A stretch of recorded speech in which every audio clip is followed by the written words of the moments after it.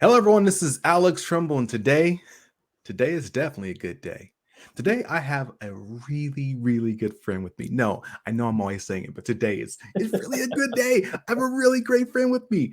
My friend John Riordan is a senior leadership and organization development consultant, and him and I have done so many courses together, and we've spoken so many times. I've seen him just out on the street and out in those offices and organizations doing some magnificent work. And so I was like, "Hey, look, John, would you grace us and come down, hang out with us for a while?" And he was like, "Yeah, sure, let's do it." So, with no further ado, my good friend, how you doing today, John? Very good. Thanks, Alex. It's great to see you. I appreciate it. It's been really fun to get to know you and work together and meet your wife. And it's so cool to get to know someone beyond just the professional work setting to the extent that we've been able to. It's been a real blast. Hey, John. Look, I want to kick us off.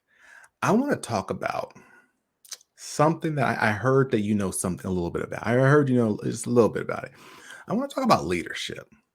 Okay. And specifically, again, I normally start off with easy questions because I know you. We're going to go to the hard stuff. Um, Leadership, but not just leadership, not just motivating employees, not just all that delegating, collaborating. Yeah, sure. Sure. I want to talk about the supervision and management of employees. Hmm. See, I think a lot of people, we know, generally speaking, in order to elevate and excel in your career, at some point you're going to have to lead a group of employees. But leading a group and being a supervisor seems a bit different. Can I ask you just your initial thoughts on what's the difference between leading a group or a task force, something like that, and leading and being a supervisor? Yeah. Yeah. Gosh, absolutely. There's a great scene in The Office, in the show The Office, where they interview Kelly Kapoor and they say, "So, what if you want to be a manager?" And she said, "Oh, I've learned so much about management from leading my team and, my team this and my team that." And they say, "Well, Kelly, aren't you the only person in your team?" And she goes, "Yes, but I am very hard to manage." That just kills me. And it's funny, but not funny, right? It like someone else said, I love humanity. It's people I can't stand. It supervising human beings. God bless you. It's hard, and it is harder. It layers on a layer of challenge that is very distinct from the word leadership. Right? Leadership is a realm. I love Venn diagrams. Leadership is Mhm. a realm. Supervising is right. The technical term supervisory authority, supervising role is another circle, and they do overlap. But there are, God bless you, all the bureaucratic processes, all the paperwork, all the whatever that Mhm. goes with the supervisory role, and all the headaches and all the repercussions and all the risks and all the right that go with that role. Um, a lot of the elements of leadership. Hey, if I'm not your supervisor, I can blow in and inspire. I do this all the time. It says senior consultant after my name, which basically means I come in, I encourage, I challenge. I can say things that a supervisor couldn't get away with because I'm not in the organization. Being in the supervisory role has a lot of layers of complexity, a lot of layers that you better be process and procedure that you better be aware of. Absolutely, right before you have the different. And so, yeah, God bless supervisors. It is a very challenging leadership role. You know what you made me just think of, and I'm going to think of this now moving forever. And no disrespect to anyone when I say this, I now see supervision like being a parent, and people like you and I at times when we are not supervising people as like uncles, aunties, and grandparents, we can step in and do all the cool stuff and be like, okay, there you Yeah, go. yeah. That's yeah, that right. I see where right with that in that metaphor that as a consultant, I come in, I can say things, do things. Yep, goodbye. Right. I step away. Meanwhile, the supervisor's stuck doing performance reviews and doing the paperwork and doing the time cards and doing right all the other right bells and whistles. And you've got to get those right. There is a lot of process and procedure involved usually, and depending on Mhm. your organization, in that supervisory role. And you better follow the right steps and check the right boxes or you're going to be in trouble. Like there's a lot of supervisory burden, if you will. Now, in a good organization, hopefully that can be streamlined, et cetera. It is very hard to sustain the energy to lead Mhm. in the midst of the burden of supervision, if that makes Mhm. sense. You get so caught up in the scheduling and the time cards and the leave requests and all this other stuff that I don't have time or energy to actually inspire anybody. I can barely keep all my ducks in a row. And so it is a particular leadership challenge, right, to be in a supervisory role. Yeah, that metaphor around parenting, obviously you have to be careful because it can slip into the, paternalistic or Oh condescending yeah, of I'm others. just yeah. Obviously, it's not about treating your people like children. It is about taking on a role of responsibility. Too many folks, and I'm sure you've seen this, far too many people um, move into a supervisory role without realizing what they're getting themselves into. Number one. Number two, far too many people are put into a supervisory role because they are content experts, subject matter Mhm. experts, and they Mhm. perform well in the content. And now all of a sudden they're in charge of people and they may or may not have any skill or ability or training how to handle human Mhm. beings. Mhm. Mhm. Right? Great with the research, with the whatever, but God bless, I don't know how to work with human beings. And I mean, so being a supervisor is a very, very different thing than being a subject matter expert. Well, and that's why, well, really quickly, everyone, please don't cancel me. This was, I preface this, right, with saying, I know this is not the right comparison, but it just made me think of like parents, like, you got to make sure the kid gets to school on time. You got to make sure they're fit. You got to, like, these are all things that when I go out and, when I go visit my nieces and nephews, like, I'm the fun one. I can teach them stuff. I can motivate the kids. I can do all these really great things. And then, okay, love you all. I'm gonna head back home. So that's where I was coming from. But then you touched on where I wanted to go in this conversation. Um, we as leaders, so this podcast is focused on individuals who want to grow and want to get to the next level of their leadership, wherever that may be. And at the same time, how do you do those have those significant accomplishments? How do you move the needle forward on those big initiatives that you know that's so important when you're so focused on the day-to-day grind of Yeah, just the technical piece, the periodic piece yeah, that you have to do in order to be a supervisor? yeah. If I hear you, so now you could layer in a third circle into the Venn diagram, right? So one is supervisory responsibility, tactical, practical process and procedure in within the circle of being a supervisor. The second circle in that Venn diagram is leadership, and that's inspiration, motivation, encouragement, all those tools and skills and abilities that are Mhm. clearly part of the leadership, whether or not you're supervisor. But so now you're both. A third circle is strategic, right? Mm. Strategic thinking, Mhm. strategic planning, and implementation. And another opportunity for prayer, right?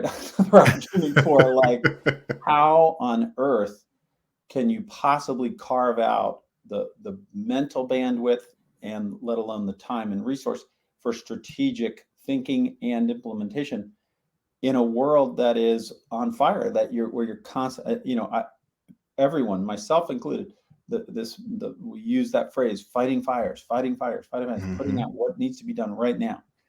And I'm my own, case study in this. So I am working at, I use that phrase, very intentionally. I'm working at blocking off strategic Fridays.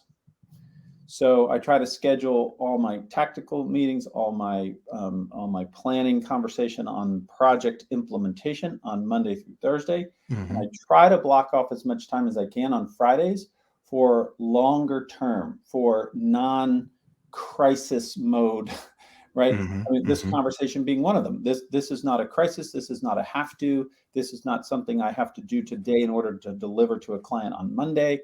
So I'm investing time and energy into longer term strategic thinking, and then implementation of those, and I'm trying to carve that out on Fridays. Now I have the luxury, right, of more control over my schedule than some people may have. Mhm.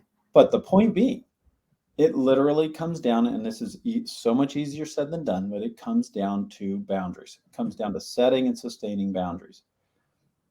If, take it all the way back, I love simple metaphors, right? I'm so busy driving down the highway to try to get to my destination because there's a fire and I got to go put out the fire. I don't have time to stop for gas. Mhm. Yeah, but do the math. You're going to run out of gas before you get Mhm. to the destination. Yeah, but we don't have time to stop. We got to get there. I mean, that sounds ludicrous, right?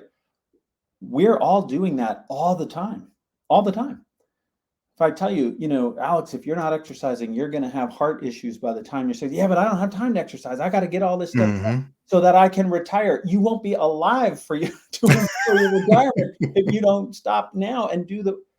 And so it's easy to talk about it. It's very hard to live out, to set time aside, block off the time, which means saying no to other things. It's one thing to say carve out. I use that phrase way too much. Carve out time. Well, it's not yes, and that means saying no to something else. Oh, absolutely.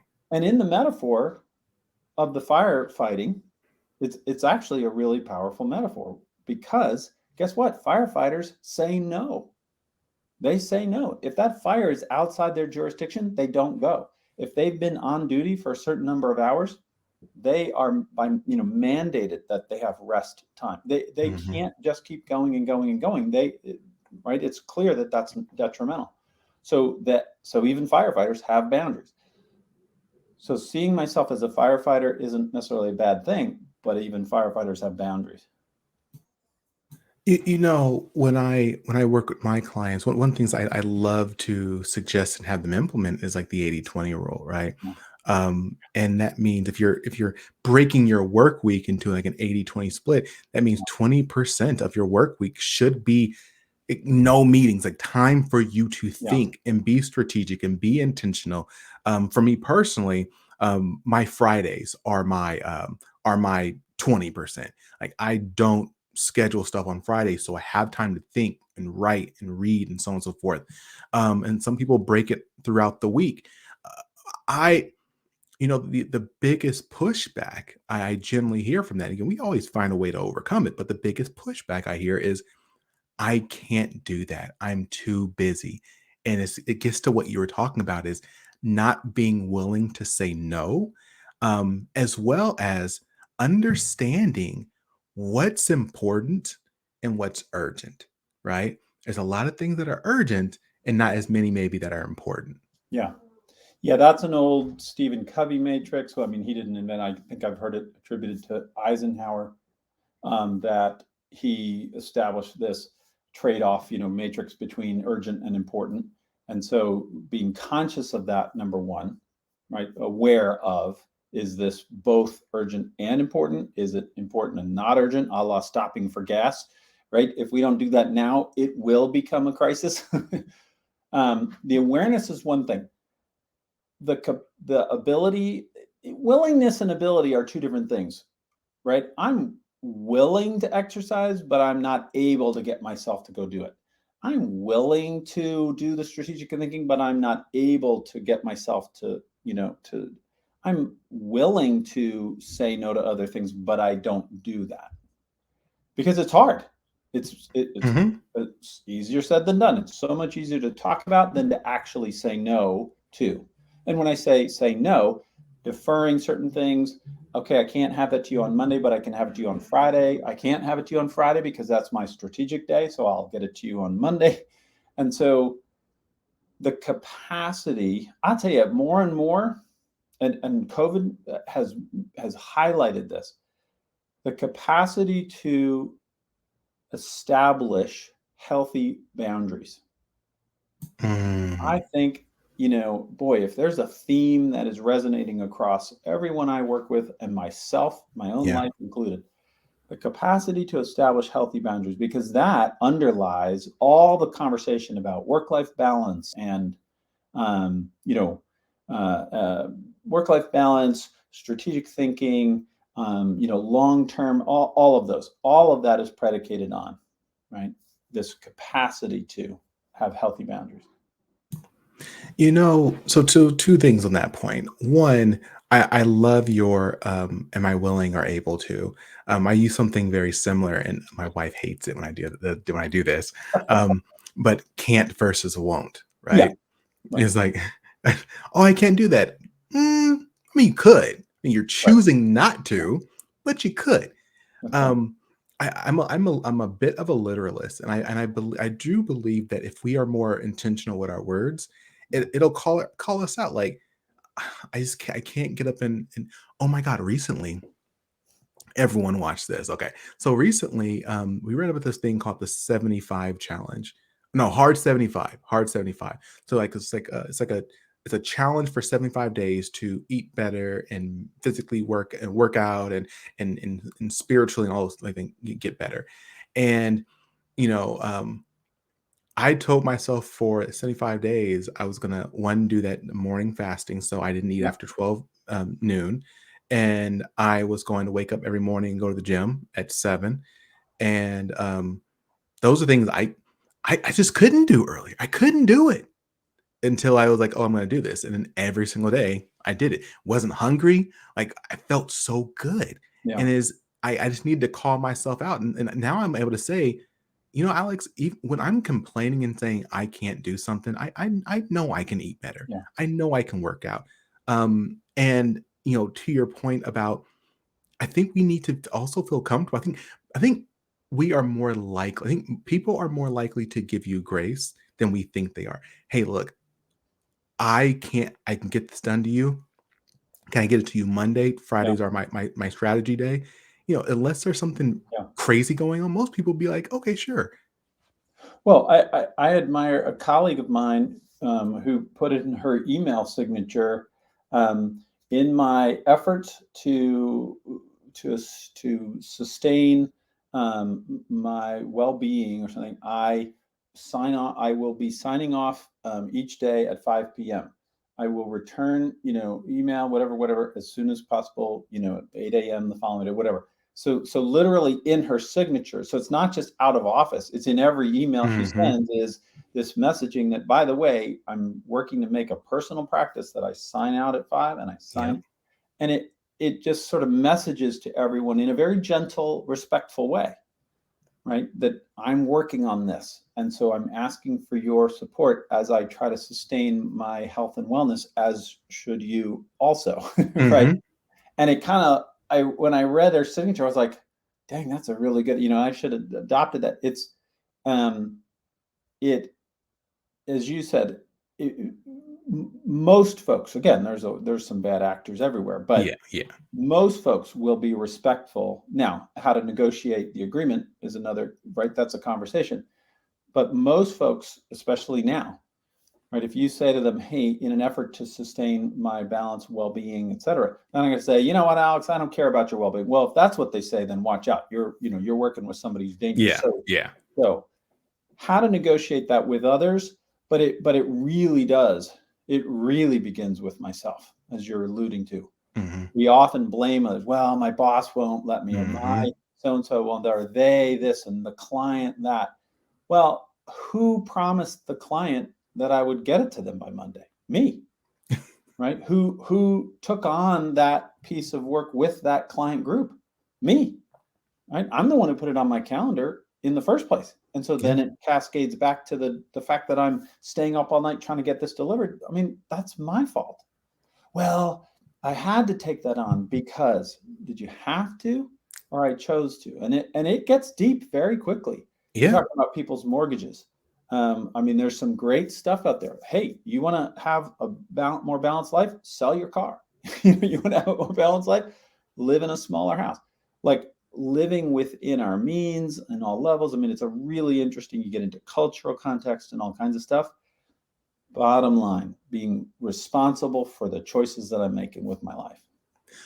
Why do you think, if I can just dive a little deeper into that, why do you believe that we set these un- unrealistic expectations on ourselves at times? Yeah. And then the other side of it is, why do we do that when we are willing to give our friends so much more grace than we give us? Like, oh, hey, sweetheart, you can do this. You can. But when we do something, oh my God, yeah, I'm so stupid. I'm so dumb. Why do we do this?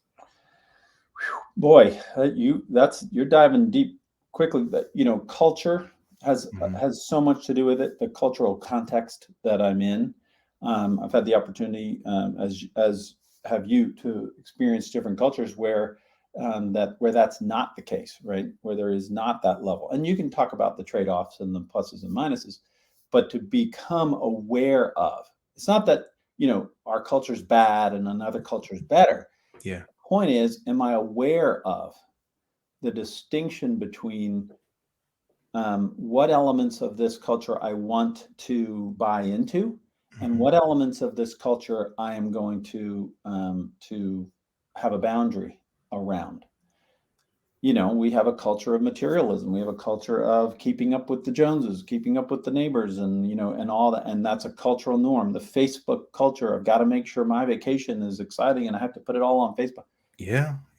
Time out. Am I conscious of the temptation to buy into that? Mhm. Or am I consciously going to say, nope, I'm not going to buy into that. We're going to drive this old beater car because it's paid off, and we're not going to take on another car loan, because then that creates the stress on me to take on more work and work later and more nights and weekends. It's like, stop, stop. We're not going to go on a vacation to, Hawaii and spend, we're going to drive to, Rehoboth because we can afford that. So it has real implications. It has real implications for how I live, and living within healthy boundaries. There's a great financial program by a guy named Dave Ramsey, and he is very harsh around living within your means, and dividing your income into savings, investing, and what you're going to live on. And in America, we are in a culture where you spend more than you make. Mhm. And Mhm. he is very, harsh on that. Is a cultural norm that is very unhealthy. Many of my listeners have probably heard of the wonderful, awesome speaker, Dr. Willie Jolly. Just a phenomenal individual. His wife and him do courses and books and all this stuff on marriage and so on and so Mm, forth. And him and I, and he's been a mentor of mine for a while. And so my wife and I are we're always huge, big fans of counseling, doing marriage counseling consistently. Just make sure you're always healthy and good, right? Um, and so we ended up speaking to Dr. Willie Jolly about this, and he gave us some really great advice.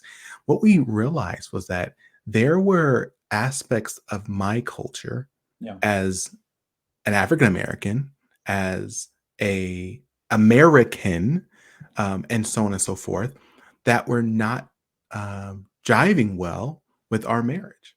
yeah, And there were aspects of my wife's culture as a Burmese or Myanmarian woman that were not necessarily jiving well with our culture. And that we were having a conversation about, well, this is how we were raised, and this is how I yeah, was raised, and so on and so forth. I love Willie Jolly and his wife, wonderful wife. They said, look, it's not about your culture, it's not about his culture. It's about your culture, the culture of your marriage. So it's what you're saying right now, John, which is understand what that culture is around you, and then at least you have the ability to pick and choose what you want to yeah. keep, what is healthy, what's going to help you reach your goals, and so on and so forth. And we can apply that for work too, right? Oh, absolutely. Yep, yep.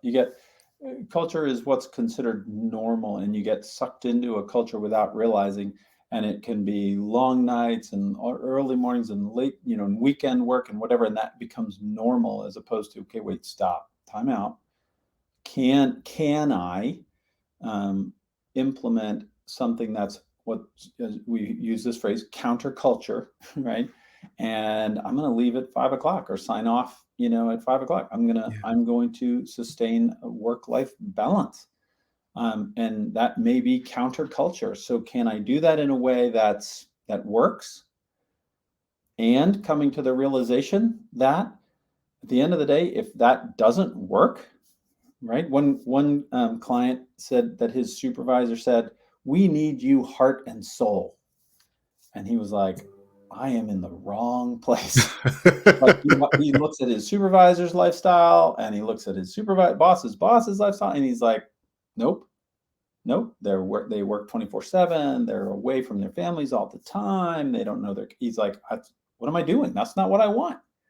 I don't want to be part of this." And so he left that organization, which again is a harsh reality that it can come down to. I use the phrase alignment. We talk about the metaphor of alignment. Yeah. You've ever driven a car that's out of alignment, right? It's tugging to one side. Mm-hmm. It's really Mm-hmm. out of alignment. It's shaking and wobbling. Are my values aligned, right, with my work, my lifestyle, my finances, etc.? So I say the core value around family. Yeah, but I never see my family because I'm working. Mm-hmm. Well, I'm going Mm-hmm. to provide for my family. Okay, so there's something out of alignment. I value my family, but I never see my family because I'm trying to provide for my. Okay, wait, time out. Now, you may have to. There may be seasons where I'm choosing to invest overtime and working hard and being away. But if I see over a long period of time that that's a pattern, right now I'm out of alignment. And so considering my core values and am I living in such a way that's aligned with those values? I think you may have jumped the. Can we still say jump the gun? I'm not sure. So I want to take us a step back because I 100% agree with you. Um, and I've gotten to the point in my career that, as I'm looking for opportunities and doing work with clients and so on and so forth, I am very upfront with who I am and my core values. And this is what I believe. This is how I operate. And if that's not cool with you, it's okay. No hate. I'm just not the right guy, right? Um, but we both are now talking in a situation that we have core values. How does someone go about creating and identifying their core values? That's a great question, and that's a process. I I have three avenues toward that I like to use with folks. Because it's an art form. I don't believe there's one particular way that's going to be the silver bullet for that. But in terms of a few different approaches, um, one is I love the exercise called life timeline. And you take a big piece of paper and you lay out the timeline from the day you were born until today and put on there what are the major life events that you've experienced, ups and downs. And I'm just giving you the very short version of this, obviously. Mm-hmm. Major experiences, ups and downs, and events and forces. So the core question is, what forces have shaped you into who you are today? Right? Ups, downs, positives, negatives, anything. Mm-hmm. Mm-hmm. And that can be relationships, events, experiences, education, travel, whatever.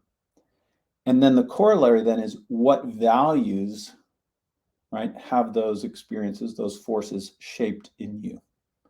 And so when you think about, people will say, "Oh, family is, my family background is so relevant, a big part of my." Okay, so what values did your family, incorporate into you? Huh.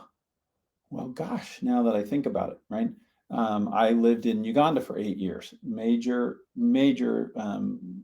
significant force, if you will, on my timeline. Okay, well, what core values did that experience shape in you? Huh. Right? I mean, I Mm-hmm. know it shaped Mm-hmm. me. So how did it shape you? My mother was very formative. Okay, well, what values did you gain from your mother? Well, my education was so important to me. Okay, well, what values? And so asking yourself that corollary question. Yeah. And so I can't stand the exercise of here's a list of 400 values. This I'm would with be you. more important. Gosh, I guess I have 350 core values. No, you don't. Stop. There may be 300 things that you think are great. A core value, it is different. I love that term, core, right down to the kernel of who you are, right? The apple core. Mm-hmm. Mm-hmm. It drives your choices, drives your behaviors. You want it to. If you're not, you can call it aspirational if I'm not living up to that value, but I want to, right, in a very profound way. So it's not a laundry list of 50 things that I think are great. Oh, excellence and integrity and professionalism and, fairness and equity. I mean, right? The list goes on and on and on and on. Time out. Which are the few that really Yeah. drive your choices in life? Yeah. Yeah. And so refining it down, and it's a process. So life timeline's number one. I'll tell you another one that's really fun is kind of the opposite is what are your hot buttons? Mm. Oh. What are your hot buttons? Because not always, but often underneath a hot button Mm-hmm. is a core value that's getting stepped on. Yeah. Yeah. So I like to say, if you don't, pardon my friend, what pisses you off? Yeah. Yeah. And underneath, right? So for me, I say this example all the time. Watching someone drive up on the shoulder and cut into traffic, right? You're waiting in line, patiently waiting to go on the exit. Somebody drives up and then they jam in at the last second. Mm-hmm. Wow, that sets me off. Why am I so frustrated by this? So I was working with a coach, and he's like, let's peel back the layers here. Yeah. Peel it back, peel it back, peel it back. At the end of the day, it's about equity, right? Yeah. It's about respect. It's so disrespectful to everyone who's there because I get just as upset if I see it happening, even if I'm not sitting there in line. Yeah. I Yeah. don't care Yeah. if I'm waiting in line or I watch it happening, as I go by. I'm like, look, that guy's doing it. He's driving up and cutting in. I hate that because it's so disrespectful. Guess what? Respect is one of my core values. We're being respectful to other human beings and then being respectful to each other. So you start to distill out if a hot button that really sets you off, peel back the layers and ask yourself why and what core value or core values might be underneath that are are the point for. Because listen to the difference. Rather than saying, look at that idiot cutting people off in traffic. It's like, hey, that behavior is very disrespectful.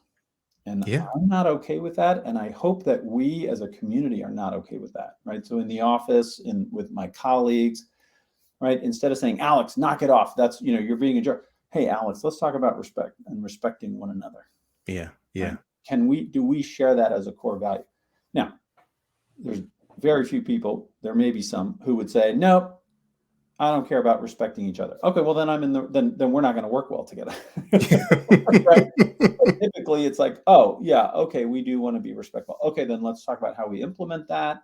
And cutting each other off is not respectful. Not, grabbing resources, whatever, that's not respectful. So core values then are individual and then they can become shared as we have those conversations. I really like that. And you made me think for myself, like what consistently pisses me off. I can say that. It's my show. I can say that. Okay. Well, no one's gonna censor me. What's called so what pisses me off? Like my wife actually called it out a bit ago. I get really annoyed. Like I'm not great in driving. Like if you are a bad driver, like you're slow and you're blocking the lane, or you move over, or if we're walking down a sidewalk and you're a group of people and you're like covering the entire sidewalk. Yeah. There's a whole list. And as I think about it, it's because I want people to be considerate of other people. Right. Like, like if me and my friends are walking, hey, how about we all move to one side? Yeah. Or if I want to be slow, how about move out of the fast lane? Yeah. Like I really do like that. Yeah. Right. Hello, excuse me. I don't know if you've noticed all these other people that are around. Maybe, if you could just take some other people into account for a moment. Yeah. One of mine. So I've kind of boiled over the years. I've distilled. I like that the metaphor of boiling it down, distilling it down to 3 core values. Now each of these is broad, but I like to say respect, relationships, and responsibility. Right. And not in one order or another order, but relationships is everything for me. It's my faith, it's my family, it's friendships, it's collegial relationships. Being in relationship to other human beings is core to who I am. Responsibility, and again, I don't always play it out. I'm aspiring to live that out. Mm-hmm. Responsibility. man, I see a piece of trash on the ground and someone steps over it. Like, did you not see that? You realize you could just reach down. Well, it's not mine. So if you didn't do it, you just walk past it. Is that how we're going to run the world? Because the Yeah. world's going to go to hell in a handbasket really fast if we all have that attitude. So responsibility is not just I do my own dishes and nobody else's. That's not how I define responsibility. Being responsible, taking responsibility is more than just I do my own thing and nothing else, right? I do mine plus Mm-hmm. plus a Mm-hmm. little, right? Phrase I picked up over the years is leave it a little better than you found it. Yeah. Man, what a powerful statement. Just that applies to everything, every interaction, every place I go, physically, relationally. Leave everything a little better than I found it. That's taking responsibility. And then respect for people, respect for the environment, respect for culture, religion, race, gender. I mean, just anything. It's being respectful. It's not about agreeing all the time. Mm-hmm. We may disagree profoundly, but I would still strive to be respectful. Yeah. Yeah. Well, John, I know we are starting to come to a close, and I know you're supposed to be meeting with the president in a few Yeah. hours. Hang on one second. No, tell him I'll be right there. No, the president's just going to have to wait. I'm on with Alex.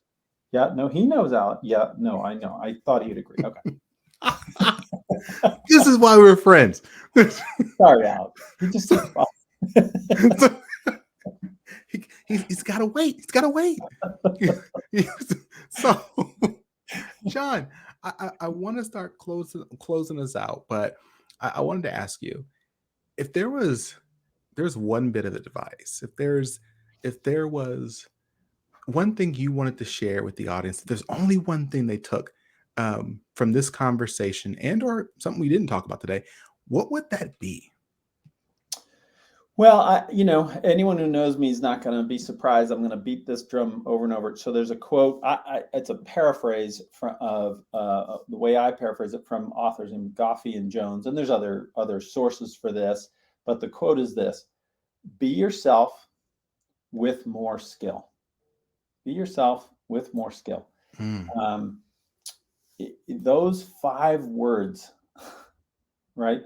Man, and again, we started around the leadership conversation, whether you're a supervisor, whether you want to learn what your values are. I mean, be yourself. Those 2 words is a lifelong journey, right? Who am I? What an existential question. Be yourself. Learn about who you are, being aware of, I like to say, be aware of your values. What do you care about? Right? If you don't know where you're going, any road will get you there. Are you aware of your values? mm-hmm. Clarify those. Do you know what your strengths are? Right? Or are you just running around putting out fires? Like, what are your core strengths that you bring to the table? And then what's your personality style? Right? Are you extroverted, introverted? Are you Yeah. detail oriented, big picture thinker? Are you, a planner, or are you an improviser? Like, knowing your personality style. I don't care about what model you use. Are you aware of those things so that you can be yourself? 3 more words: with more skill. And you hear the difference, right? Because being myself unbridled isn't necessarily fun for anybody, right? God bless anyone who has to put up with me unbridled. Being myself skillfully is a whole nother level of challenge. It's affirming who I am, but being skillful, not trying to change who I am, not trying to squash my joy or right, but using my strengths skillfully, using my personality skillfully. So that 5 words, but boy, what a lifelong journey. And one I wasted way too many years trying to be something else, right? Trying to be more like this or more Yeah. like Yeah. them. I'm trying to time out. Be fully myself and be myself skillfully. Speaking of John. skill, I'll stop talking. No, look, John, John, thank you. You are an amazing individual. And everyone, you know what I'm about to say. You know what I'm about to say. If you found anything of value from today's conversation, don't just keep it to yourself. Don't hoard it. Don't be that guy or that gal. There you go. Reach back. Don't just look back, reach back. Bring other people to the table and bring the table to other people. All you got to do is click share, click like, click whatever you want to do. Click some buttons to make these things go out to the world and hit and be able to influence and impact the lives of so many more. Do your part in the world. Oh, I feel like we're like something like really motivation. I feel like we're compared to like Nelson Mandela now. We're changing the world. Is it not a fair comparison? Okay, I'll stop there. It is. I like to say we idolize. I idolize. I have a Nelson Mandela on my wall. If I could turn my camera around and show you, and it always seems impossible until it's done. Nelson Mandela, and we idolize someone like that and think, well, I'll never be Nelson Mandela, so therefore I don't have to do anything. Why not? You may not ever be as impactful, well known, whatever. That's not the point. Yeah, leave it better than you found it. See, John is the gift that keeps on giving. Okay. Everyone, you know the drill. Stay strong, stay positive, and definitely stay moving. See ya.